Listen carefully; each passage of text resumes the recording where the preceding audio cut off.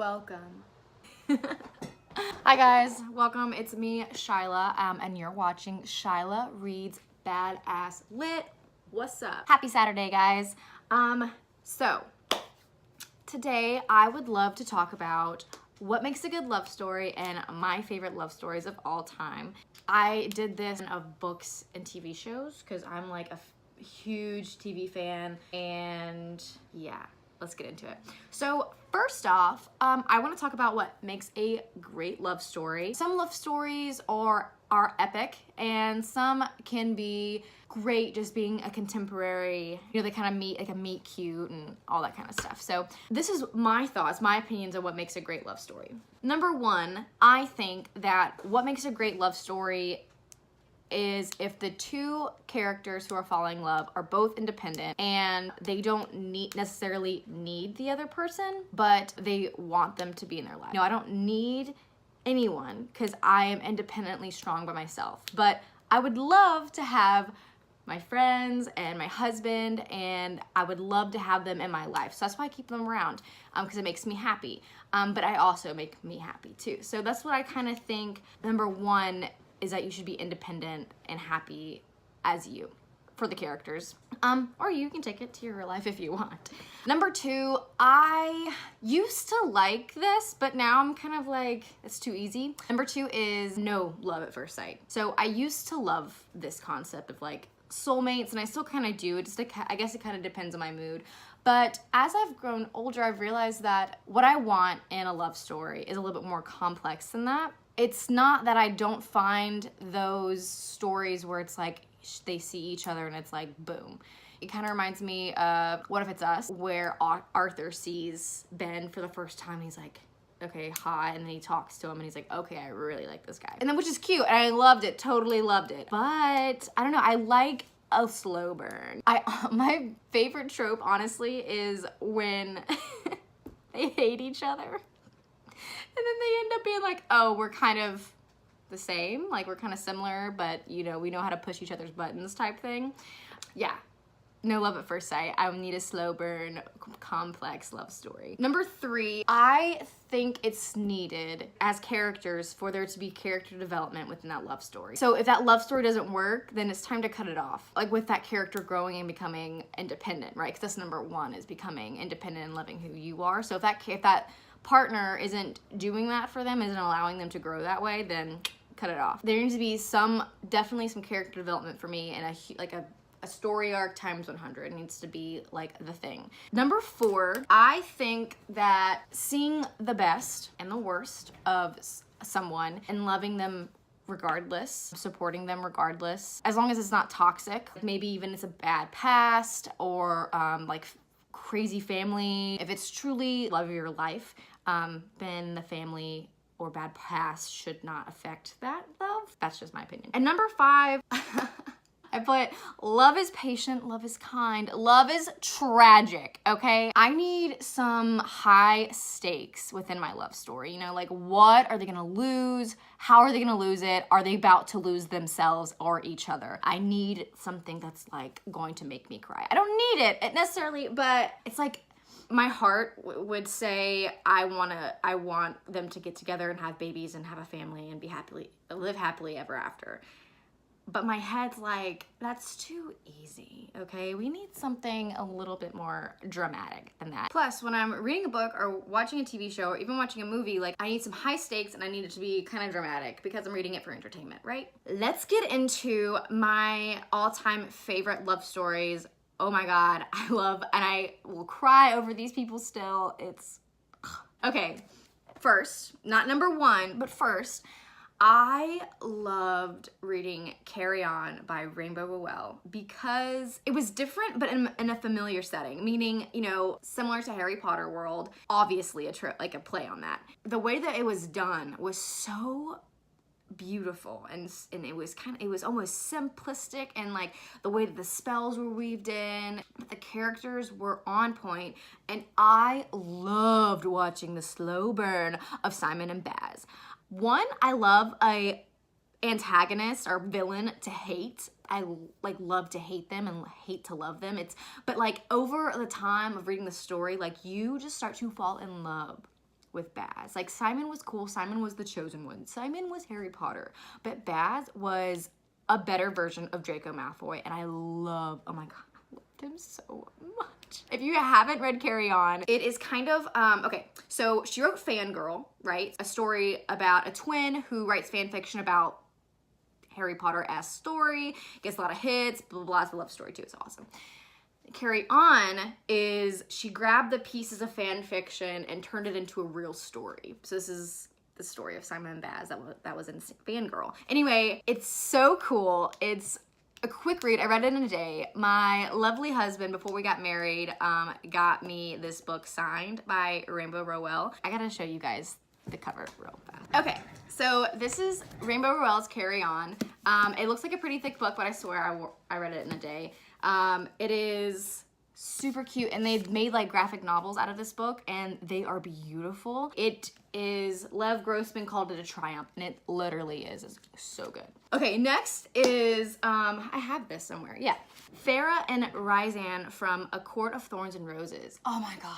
So I think I started this series last year, so in 2018, and I blew past them because I love Mass's writing. I don't know how she does it, but she does it, and she just creates this world that's amazing and frightening and magnificent. Like it reminds me of a more readable version of like Game of Thrones. And then me throwing a little bit of Fae in there, which I love. So their love story, again, a big slow burn. So in this book, they're not together. It happens all in the second book and the third book, and I mean, the fourth book was a little like a side note of the whole series, but that type of love story where they freaking hate each other is what I live for, to be honest. It was so apparent by the second book how stable Rysand was and how his love wasn't toxic or suffocating, and obviously we get that in the second book, and it's an epic love story. I think it's so amazing, and if you haven't read A Court of Thorns and Roses, then you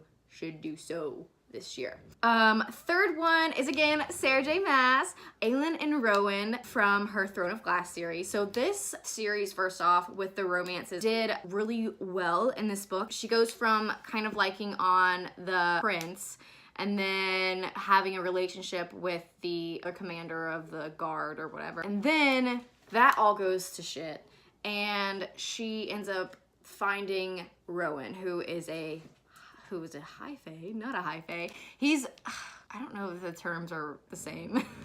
I can't remember, I need to reread them. They started out hating each other. He was training her to like become this like even more badass warrior, queen lady.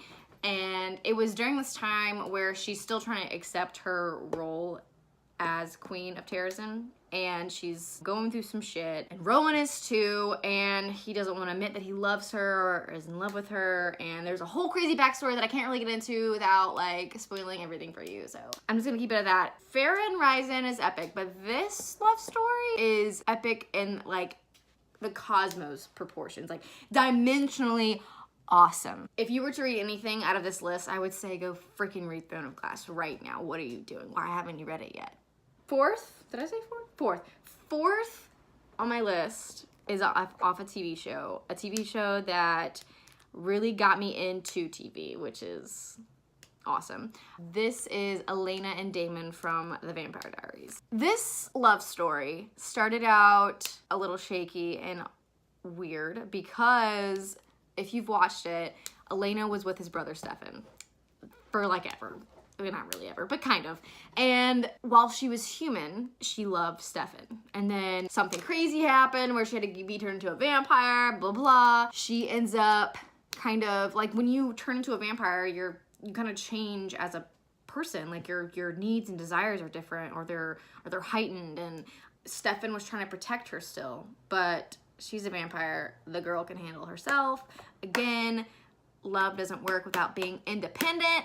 So she ends up falling in love with Damon after that. And that whole like relationship was so like heart-wrenching and amazing, and the things that happened in it, I mean, it's 8 seasons. I mean, trying to remember everything that happened is kind of impossible, but they've been through some crap, and Damon, I think, has always loved Elena for Elena, who she is. And even though she did turn into a vampire, her morality didn't change too much, unless she turned her switch off. And you'll know what I'm talking about if you watch the series. Damon and Elena, they were opposites until they weren't, you know? Until Damon decided, hey, I kind of want to work on being nice and good to people and good to myself and all this kind of stuff. I guess Damon is kind of dependent on Elena, but he does kind of, I mean, I don't know, he's independent in a way where he can take care of himself, but his, like, mental health almost relies on her, on the thought of her. But I think he could have done it without her. It would have taken something huge. And I think Elena for him was huge, like, was his, like, end game, obviously. Okay, my number one love story of all freaking time, and you can't tell me otherwise, is Rose Tyler and the Doctor from Doctor Who.